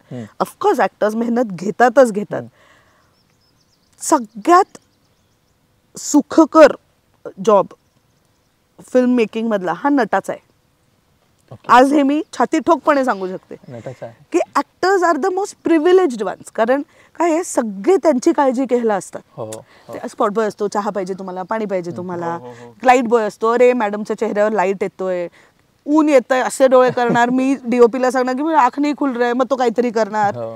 दिग्दर्शक मी छान दिसावे किंवा मला नीट कर, हे सगळे त्याच्यासाठी असतो, नटासाठी असतो. त्याच्यामध्ये खूप यंत्रणा असते काम करणारी. तर हे सगळं मला बघावं लागेल. माझ्या नशिबाने मला टीम चांगली मिळाली प्रोडक्शनची खूपच. पण माझी फार दमछाक झाली अरे. म्हणजे मला कळायचंच नाही की अच्छा आता हे पण मलाच बघायचंय नाही का. काय फिल्म सुरू व्हायच्या आधी प्री जे आपण करतो की हे करायचं हे करायचं हे करायचं, शूटिंग झालं सिनेमाचं, आता एडिटरला द्यायची, तो एडिट करून दे, झालं नाही. ते BGM बघा, नाही त्याचं VFX, नाही त्याचं पोस्टर कसं असणार आहे, ह्याला वेगळे पैसे लागणार आहेत. मी नट होते तेव्हा मी खूप नाही ह्याला काय फालतू पोस्टर बनवलंय, ह्यांना कळतच नाही या लोकांना. आता जेव्हा मी त्या पोझिशनला येते तेव्हा मला कळतं की नसेल आवडत काही लोकांना, पण त्याच्या मागे खूप लोक मेहनत घेतात. इट्स व्हेरी इझी टू से की हे फालतू आहे, जे मी करत होते पूर्वी, कारण माहीतच नव्हतं मला की हे कसं डील करायचं. किंवा फक्त प्रोड्युसरच्या हातात नसतं एक सिनेमा. जसं म्हणतात ना की अरे आत्ता कशाला रिलीज केली फिल्म, हा आपण म्हणतो की अरे करेक्ट. आता त्याच्या मागे खूप कारणं असतात. एक, अरे नाही ह्याच्यानंतर माझ्याकडे ऍक्टर्सच्या तारखा नाहीत प्रमोट करायला फिल्म, मग कसं करणार आहे मी प्रमोट, मला पैसे द्यायचे आहेत, मी सपोज पैसे घेतलेत लोन कुठून तरी आणि मी फिल्म प्रोड्यूस करते, मला हे पैसे द्यायचे आहेत परत, त्याची एक मुदत आहे, ती संपली तर मग ते कसं कधी देणार मी ते परत. आज ह्या सिनेमाबरोबर क्लॅश नको, बरोबर आहे, अरे पण 2 आठवड्यांनी तो पण सिनेमा येतोच आहे ना, मग त्याच्याबरोबर क्लॅश होईलच ना, म्हणून मी कदाचित हे करायला घेतलं असेल. असे खूप मुद्दे आहेत त्या एका गोष्टी मागे जे आपण मी तरी गृहीत धरत नव्हते पूर्वी, जे आता माझ्या डोक्यात चक्र चालू राहतं सतत की अच्छा आता आपण केलं ह्याचं, या सिनेमाचा राईट सीझन काय आहे, आपण हे कधी करायला पाहिजे. मी 4 लोकांना फोन करते, तुमची काही फिल्म येते का, नाही मग मी हे करू का, माझ्या मनात ही तारीख आहे. आणि सगळे पहिलं नाव ठेवायला तयार असतात प्रोड्युसरला ना, की ह्याला अक्कल नाहीये, आमची चांगली झाली होती फिल्म, प्रोड्युसरला जमलं नाही प्रमोट करायला. आता आम्ही एवढे पॉडकास्ट केले किंवा बऱ्याच जणांचं एक तो सूर आहेच आहे, पण आम्हाला तसा सपोर्ट मिळत नाही, फायनान्शियली बॅकअप नसतो तसा त्या फिल्मला, प्रोड्युसरचे पण काहीतरी पॅरामीटर्स लागतात असं वगैरे म्हणतात. बरोबर आहे ना, पण ते काय होतं इथे बसून म्हणणं सगळ्यांना खूप सोपं वाटतं. त्या प्रोड्युसरनी फॉर एक्झाम्पल आज त्यांनी घातले एखाद्या सिनेमात 4 कोटी रुपये, ते 4 कोटी त्याला मिळणार आहेत की नाही ह्याची शाश्वती नाहीये, आज कुणालाच नाहीये, मराठीत तर डेफिनेटली नाहीये, अजिबात नाही. आत्ताची परिस्थिती एवढी वेगळी, म्हणजे कोविडच्या काळात होतं ना जे स्टेज पैसे या गोष्टीची, त्याच्यापेक्षा भीषण आहे आत्ता. म्हणजे आत्ता जे सगळे सिनेमे बनवतायत ते म्हणजे they are actually putting in a lot of risk हे करायला. सो त्या बरं कोणाला वाटेल आपला सिनेमा वाईट व्हावा, म्हणजे कोण प्रोड्युसर असा असेल की त्याला वाटेल पडावी फिल्म, चल आपण चुकूया म्हणजे आपली फिल्म पडेल, असं कोण करतं? असं कोणी नाही करत. प्रत्येकाला वाटत असतं आपली फिल्म त्याच्या हुशारीने त्याच्या पद्धतीने तो ते करण्याचा प्रयत्नच करत असतो. चुकत असेल पण म्हणून जर बाकीच्या टीमनी सपोर्ट काढून घ्यायचा ठरवला ना, कदाचित एखाद्याला येत नसेल तर मीही केलं हे पूर्वी, पटकन जज करणारे मग कशाला गेली फिल्म, येत नाही तर. If you don't know why did you do it, I also did no, I did it. तुला माहिती होतं का तू डायरेक्ट तू आता मग शिकत पडल्यावर शिकलो. हो, कारण हे करायचं ठरलं आणि मग कसं करायचं, अच्छा मग ह्याचे पण मग ऍक्च्युली ह्याचं बजेट आपल्याला इथे जातंय, नाही ते कमी केलं पाहिजे, एवढे पैसे नाही आहेत, किंवा अरे हे पण बघावं लागतं, मग ते कुठे राहणार आहेत हे पण बघावं लागतं, मग नाही त्यांचे स्पॉट बॉईज वगैरे ही टीम कुठे राहणार आहे, मी कधी विचारच नाही केलाय हा, न करता. मी नट म्हणून हा कधीच विचार नाही कधी केलेला आठवत नाही मला, माझा क्रू कुठे राहतोय, मला माझी फक्त गाडी, मला माझी गाडी येते, मला माझी रूम आहे, माझ्या रूम मध्ये AC आहे, आणि त्यात तो नसेल, तो बिघडला तर अरे प्रोड्युसर को समज नाही AC नाही चल रहा, थांब तिकडे जे लोक आहेत बाकीचे त्यांना अजून पंखा मिळतोय का नाही हे बघतोय आम्ही, तिकडे जागा आहे का नाही हे बघतोय आम्ही. हा, त्या प्रोसिजर मध्ये तुझा पेशन्स पण भयंकर वाढला असेल ना, की शांततेत घेणं, ओके होईल. पण आता काय माहिती, ह्या 4थ्या फिल्मला फर्स्ट क्लासला माझ्याकडे प्रचिती दळवी नावाची मुलगी काम करते कंपनीत, तिला सगळी प्रतीक्षिती असं म्हणतात, प्रतीक्षिती असं म्हणतात की तू तिच्यासारखी आहेस, तर ती खूप माझा भार हलका करते. हेमंतचा तर डेफिनेटली सपोर्ट आहेच, म्हणजे कंपनीतच आहे तो, आणि त्याला ह्यातली खूप अक्कल आहे ऑलरेडी टेक्निकल बाजूची. सो त्याच्या म्हणजे तो खूप कामं माझी सोपी करतो मला, नाही हे नाही हे कर, हे नको करू हे कर, हे सगळ्यात हेमंतची खूप मदत होते. आता मी अनेक वर्ष काम करत असल्यामुळे माझे मित्र पण जास्त आहेत ना इंडस्ट्रीतले, मग आपल्याला काहीतरी येत नसेल तर विचारायला माझ्याकडे माणसं आहेत, हक्कानी फोन करून. जे प्रोड्युसर आहेत आता माझे मित्र आहेत, म्हणजे रणजित गुगळे असेल, अनिश जोग असेल, किंवा आता निखिल साने असतील, ह्या लोकांना मी फोन करू शकते की मला कळत नाही कसं करायचं आता, नवीन प्रोड्युसरला नसेल शक्य, हम्म. तो ओळखतच नाही या लोकांना, तो कसं करेल फोन. हम्म. त्यामुळे हे अशा बऱ्याच गोष्टी आहेत. प्रोड्युसरला नावं ठेवणं सोपं आहे, प्रोड्युसर होणं सोपं नाहीये. हो. हे खूप कठीण काम आहे. सो आता तू ही फिल्म केलीस आणि आता या म्हणजे या पूर्ण प्रोसेसमध्ये तू एकटी नाहीस, तर हेमंतही आणि हेमंत नवरा आहे त्या साईडला, आणि एका कपलने एखादा बिझनेस उभा करणं किंवा आता हा बिझनेस आहे तुमच्यासाठी, बरोबर. त्या किती काय गंमत आहे. एक कपल एखादा बिझनेस उभा करतंय आणि त्यात समोरचा पार्टनर आपला नवरा आहे, तर ही काय गंमत आहे तुझ्यासाठी? मी असं कधी विचारच नाही केलाय ऍक्च्युली. म्हणजे आम्ही आम्हाला दोघांनाही माहिती आहे की आमची टीम आहे. We are always in team, A team, one team. So हे आपलं आहे आणि ते वेगळे आहेत, जे कोणी असतील समोरचं. Anybody else is other than us. So आमची खूप भांडणं होतात. आमची खूप म्हणजे हे कसं प्रोडक्शननी नीट केलं नाही असं तो मला सांगतो, आणि ही कशी डिरेक्शन डिपार्टमेंटची चूक आहे. हो, आमचं फर्स्ट क्लास दावाडीच्याच वेळेला इथे भांडण, इथेच राहत होतो ना आम्ही, तिथे आमचं भांडण झालं दोघांचं खूप जोर जागा. हे प्रोडक्शननी नाही केलं, मी म्हटलं ते डिरेक्शन डिपार्टमेंटनी सांगितलं नाही वगैरे वगैरे.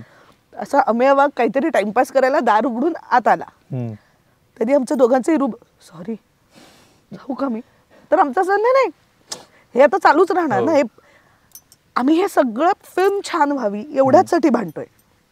म्हणजे डाळीत मीठ का घातलं ह्याच्यावरची भांडणं नाही चालली, फिल्म साठीच चाललंय. सो हे आम्हाला माहितीये की दोघंही we are trying to make the product big, ते छान व्हावं त्याच्यासाठी झटतोय. त्याच्यामुळे होणारी भांडणं हे हो अगदीच अगदीच त्याला काही फार सिरियसली घेत नाही आम्ही. आणि आता फर्स्ट क्लास दाभाडेला तर बऱ्यापैकी टी सिरीज इन झालंय. मग तू हिंदीत केलेल्या कामांचा तर कुठेतरी चांगला उपयोग झाला असं म्हणता येईल? नाही, म्हणजे हा उपयोग त्याच्यातनं आलेला नाहीये की आपण प्रॉपर पिचिंगने गेलोय. नाही, कलर येलो होतं त्यांना, आपण कलर येलोला पिच केलं कारण लागणारे सगळा फायनान्स माझ्याकडे नव्हता फिल्मला लागणारा. तर मी त्यांना असं विचारलं की तुम्ही इन होणार आहात का, कारण ते झिम्मा 2 ला होते आमच्या बरोबर. आनंद एल राय, ज्यांनी रांझणा वगैरे सगळं आपल्याला माहितीये. त्यांना खूप आवडला विषय. ते म्हणाले की मला करायची, मला करायची. अच्छा आहे की करते. त्यांनी टी सिरीजला अप्रोच केलं की तुम्ही पण इन होताय का, विषय चांगला आहे आपण करूया, हे काहीतरी नवीन आहे, हे इंटरेस्टिंग आहे, हे छान आहे. तर मग ते म्हणाले की ओके. पण म्हणजे हे सगळं झिम्मामुळे झालंय. झिम्मामुळे आमच्या आयुष्यात आनंद एल राय पण आले ना पहिल्यांदा. सो ते तिथनं आलेलं आहे. फक्त मला त्यांच्याशी मी हिंदीत काम करत असल्यामुळे माझे पूर्वी खूप हिंदी म्हणजे अजूनही आहेत हिंदी भाषिक मित्र असल्यामुळे मी हिंदीत त्यांच्याशी बोलू शकते नीट. कारण हेमंतच्या हिंदी नंतर त्यांना काहीच कळणार नाही आणि ते म्हणतील की अच्छा फिर रहने दो, कारण कळायला तर पाहिजे त्यांना तो काय बोलतोय. अरे बापरे यार, तरी आता तो जरा तरी बरं बोलतो. सुरुवातीला झिम्मा 2च्या वेळेला तर मी त्याला सांगायचं तू मराठीत गोष्ट सांग, मी तुम्हाला हिंदीमध्ये तुम्हाला नाही कळलं मला विचारा, मी ट्रान्सलेट करीन. तू हिंदीत नको बोलू कारण काहीच कळत नाहीये समोरच्याला. मेरे को क्या लगता है यह जो पायवाट जा रहा है ना, अरे नको तू जाऊ दे, मराठीत बोल ना यार, त्यांना कळेल. सो एक प्रोड्युसर पर्स्पेक्टिव्ह मी तुला प्रश्न विचारतोय. आता ही गोष्ट आहे फर्स्ट क्लास दाभाडे, ही गावाकडची गोष्ट आहे आणि खूप दिवसानंतर असा सिनेमा आपल्या मराठीत दिसणं आणि त्यात अशी थोडीफार शहरी दिसणारी मुलं, असं म्हणजे सिद्धार्थ असेल किंवा थोडंफार आता आम्ही काम करतोच आहे गावाकडच्या ह्याच्यामध्ये. सो अशा गोष्टींवर आपण पैसे लावणं हे तुझ्यासाठी काय कुठल्या गोष्ट म्हणजे रिस्क होती, म्हणजे हा सिनेमा चालेल नाही चालेल या सिनेमाच्या गोष्टी तसं काय लोकांना आवडेल? फिल्म मध्ये ही भीती आहे आता की हा म्हणजे हे ना मी आता सांगू शकते ना तू सांगू शकतोस की फिल्म चालेल का नाही चालेल, हे तर नाही माहिती. मला गोष्ट खूप आवडली. ही पहिली फिल्म आहे जेव्हा मी स्वतःहून असं म्हटलंय की मला हे कॅरेक्टर करायचंय. नाही तर मी स्वतःच कास्टिंग झिम्मातही केलं नव्हतं. झिम्मा 2 मध्ये पर्यायनी नाही, सनी जी फिल्म केली त्यातही मी नव्हते म्हणाले की मला हे करायचंय. दिस इज द फर्स्ट फिल्म जेव्हा मी हेमंतला म्हटलं की हे कास्टिंग काय आहे, पण नाही मी बघतोय, म्हटलं हे मला करायचंय, हे म्हटलं ट्रस्ट मी करीन नीट, मला हे करायचंय. मग तो म्हणाला की ओके ठीक आहे, पण ती भाषा वेगळी आहे, तुला ती भाषा माहित नाही, तुला ती बोलता येत नाही. म्हटलं हो ठीक आहे, विल ट्राय. अगदीच तुला वाटलं मला नाही येते, रीडिंग तर करणार ना, तर तू बदल, मला वेगळं कास्टिंग करू आपण, पण लेट मी ट्राय ॲटलिस्ट. तर तू म्हणाले की ओके ठीक आहे. So this is the first film where मी स्वतःला प्रोड्युसर असल्याचा फायदा घेऊन असं म्हणाले की प्लीज मला हे जरा करून करेक्ट रोल तुला सूट झाला एखाद्या चांगल्या बहिणीचा, मोठ्या बहिणीचा, आणि ती 2 लहान भावांना कशी आपल्या ह्याच्यात ठेवते. काल टीजर पाहिला, मस्त. थँक्यू. आणि त्यात सिद्ध्या आणि अमेय आहेत ना, तर ते ते तर तुझे हा म्हणजे एकतर मला ते दोघं नट म्हणून खूप आवडतात, मित्र म्हणून खूप आवडतात. म्हणजे आमचं भाऊ बहिणीचं रिलेशनशिप नसेल तरी ते सिनेमात जे आहे ना ते अदरवाईज रिलेशनशिप साधारण तसंच आहे. एकमेकांची कधी नीट न बोलणे, एकमेकांच्या चुका काढणे, तो समोर नसताना त्याचं कौतुक करणे, हे आमचं रिलेशनशिप. तो नवऱ्याचा चांगला मित्र, हो, त्यात तो त्याच्याबरोबर वेळ जास्त घालवतो. सिद्ध्या मी हेमंतला अनेक वेळेला म्हणजे बायकोचा फोन आला घे. नाही ते सिद्ध्यानी बोलवलंय. बरं सिद्धू आता आमच्या बाजूच्या विंग मध्ये राहतो 29व्या मजल्यावर.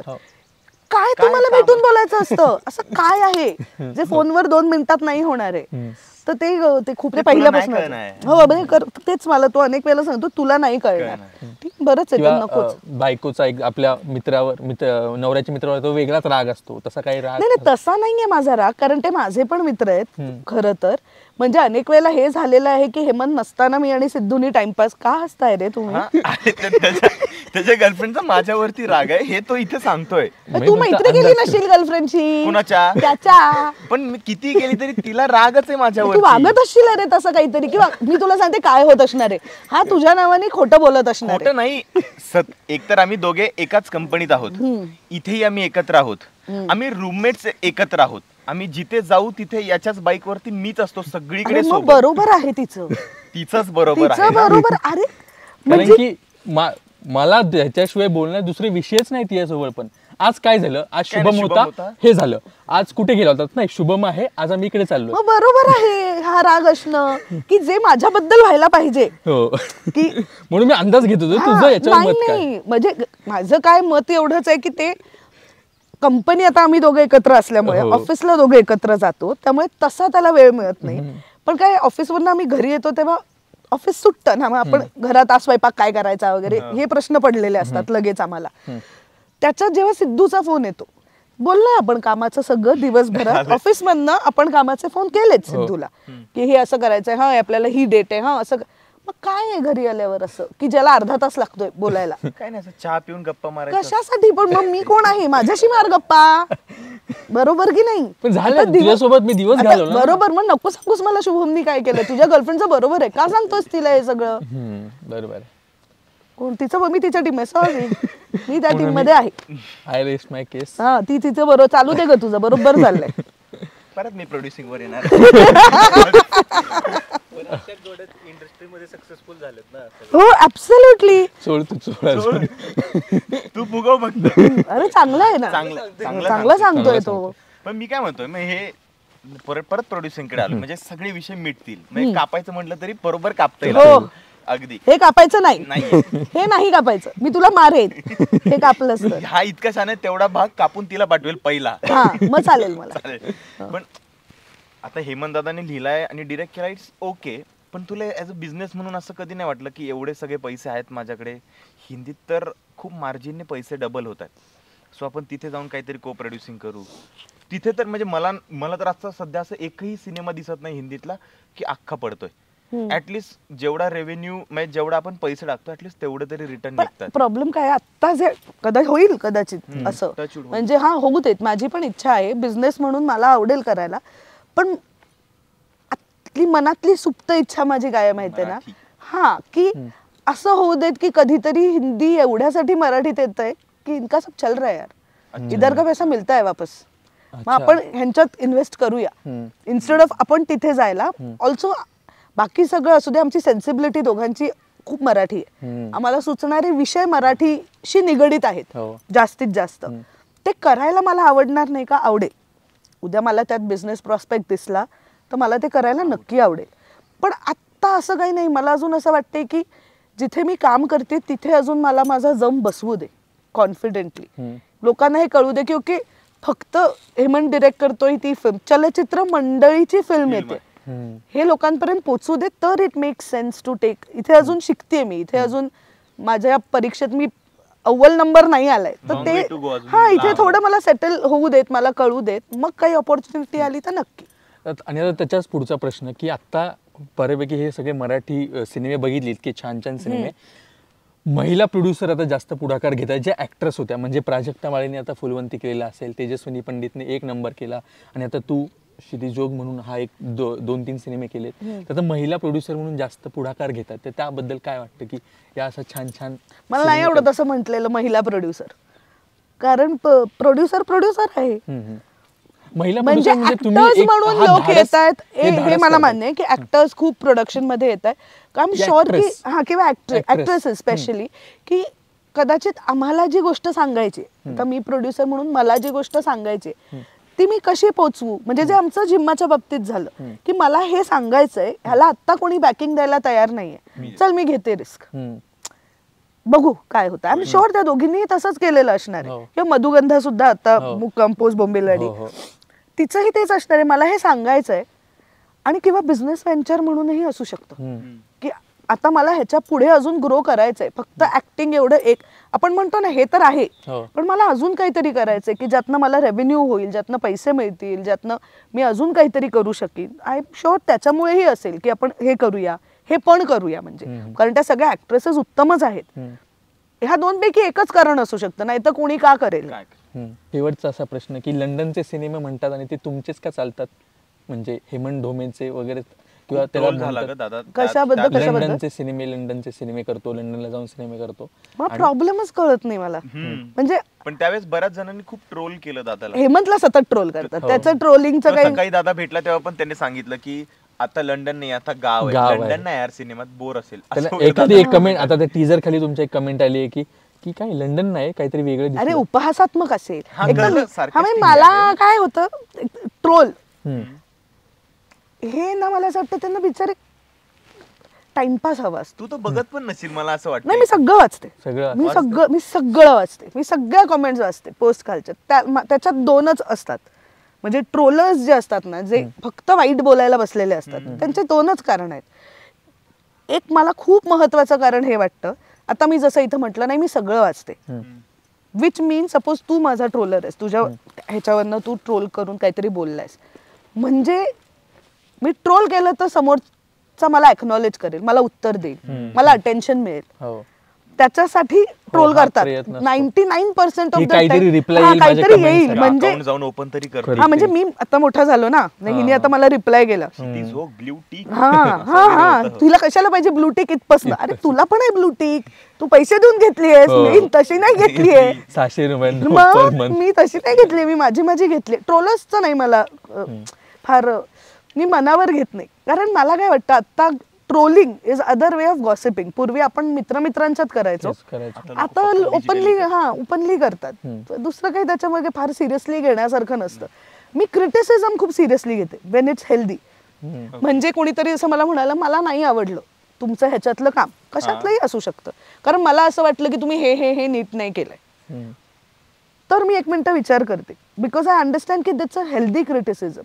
कारण अनेक वेळेला असे मेसेज येतात मला प्रायव्हेटवर की फॉर एक्झाम्पल मी त्याच्यात मला तुमचं काम खूप आवडलं होतं झिम्मा 1 मध्ये, झिम्मा 2 मध्ये मला असं वाटलं की ती एकदमच कॉन्फिडंट झाली का, मग तेवढं छान नाही वाटलं, तर मला असं होतं की ओ मे बी होऊ शकतं, कदाचित असं झालेलं असेल, किंवा माझ्या मनात असंही येतं की नाही, I have done to the best of my ability, म्हणजे तुम्हाला असं वाटलं असेल पण मला एवढंच येतंय मग.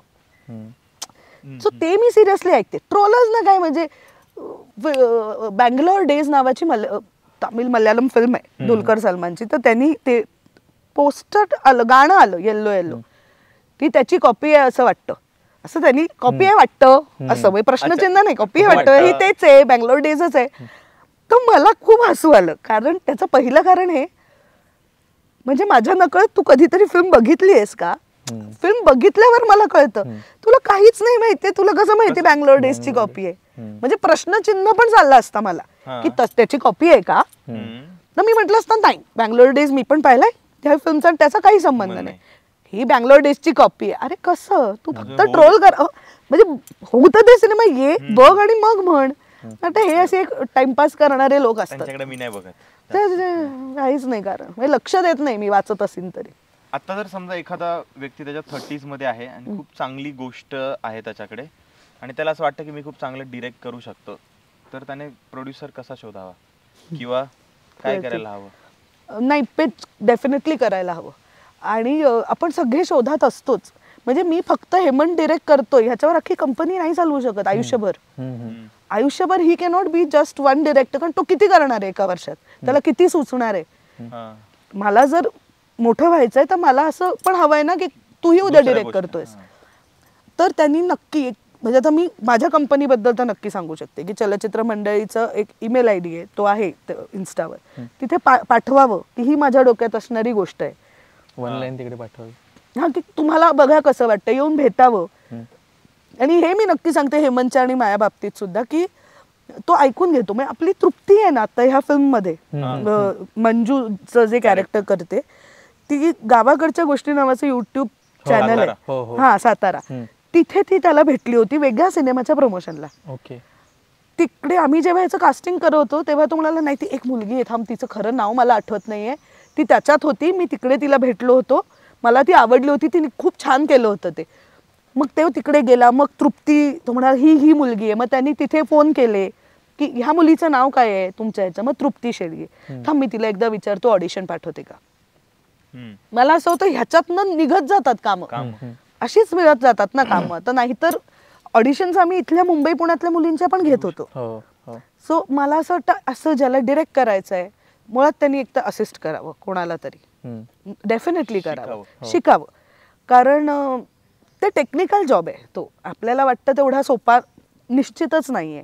सो इथे येऊन कोणाला तरी असिस्ट करावं आणि रायटर्स असतील तर नक्की कॉन्सेप्टने पिच करावं.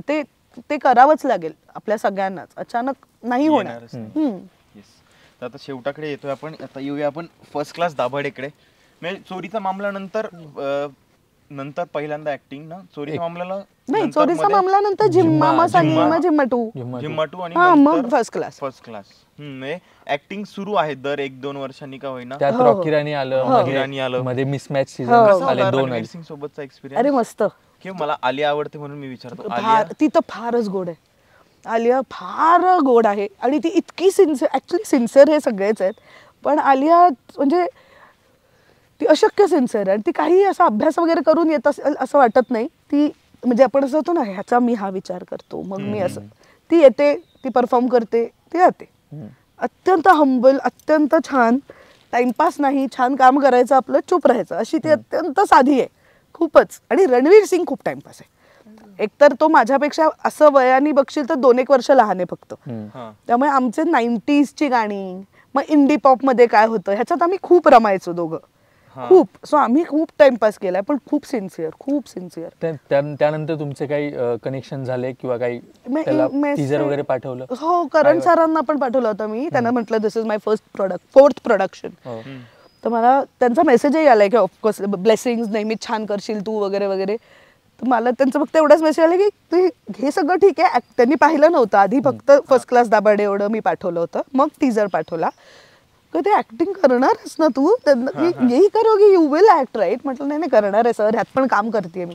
हा फिर ठीक आहे. त्यांना असं वाटलं फक्तच प्रोड्युसर होते आताही, पण ऑफकोर्स टच मध्ये आहे मी. स्टार्टिंगचं त्यातलं कॅरेक्टर बघितल्यानंतर असं वाटलं की क्षितीताई इतकं दबलेलं कॅरेक्टर. आणि नंतर तर मग एकदम 60 मग असं पाहिजे, आलं खरं पाहिजे. मग म्हणलं अरे दिस इज मग तीच ऍक्टिंग आहे खरं तर ते सिनेमात नव्हतं माहितीये ना आधी, पहिल्या लिहिलेल्या ड्राफ्ट मध्ये ते जे थोबाडीत होतं जेव्हा तो मारतो मला ते होतं. त्याच्यानंतर अख्खा एक सीन आहे जेव्हा मी त्याला ऐकवते, तो सीन आठवतोय तुला की हे चुकलं तुझं, हे चुकलं तुम्ही, करेक्ट. तो सीन नव्हता ओरिजिनल स्क्रिप्ट मध्ये. आम्ही शूटिंग सुरू केलं आणि आपण पुढे मागे करतो ना. हा, तर तेव्हा एक दिवस मला करण सरांनी सांगितलं की अच्छा वो ना, एक शॉट होता फक्त की ते माझा नवरा माझ्या बाजूला येऊन बसलेला असतो, एवढंच होतं. तो मुझे उसका सीन करना है क्षिती. म्हटलं अच्छा क्या करना है. नहीं वो उसको सुनाती हो तुम, I really want that to happen, I would love to see that. म्हटलं ओके. मग त्यांनी तो सीन स्वतः लिहून त्याच्यात टाकला की हा सीन पाहिजे, की ती बाई त्याला सगळं ऐकवते की तुझं हे चुकलंय.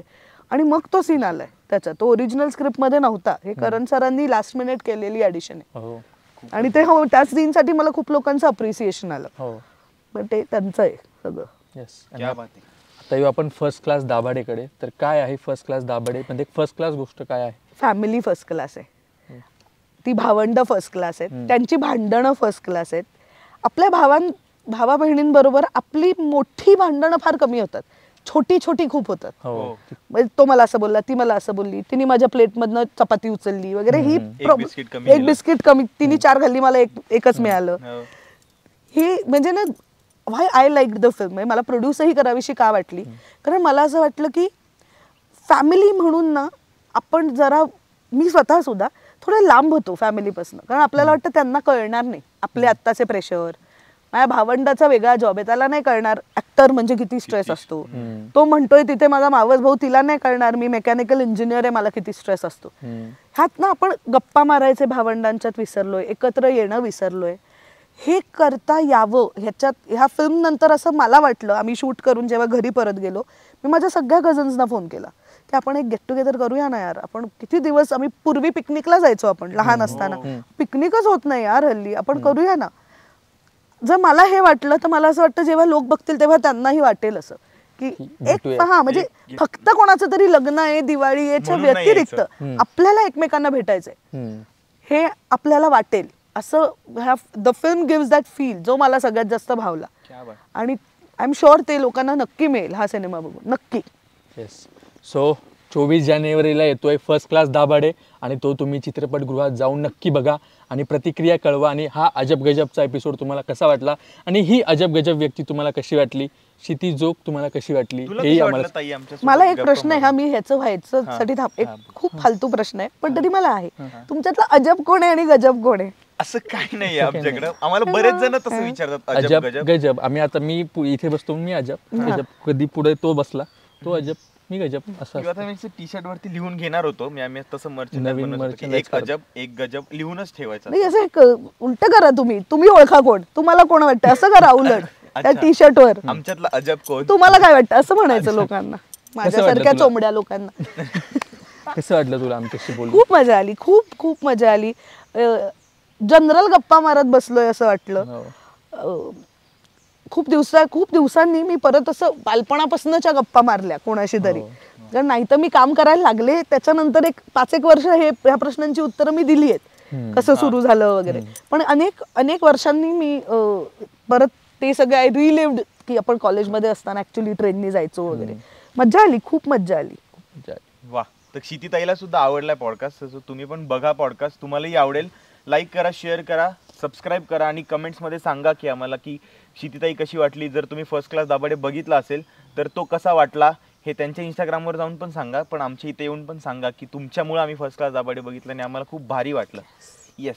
So thank you. भेटूया पुढच्या पॉडकास्टमध्ये. Bye bye. अशा दिलखुलास गप्पांसाठी अजब गजबला सबस्क्राईब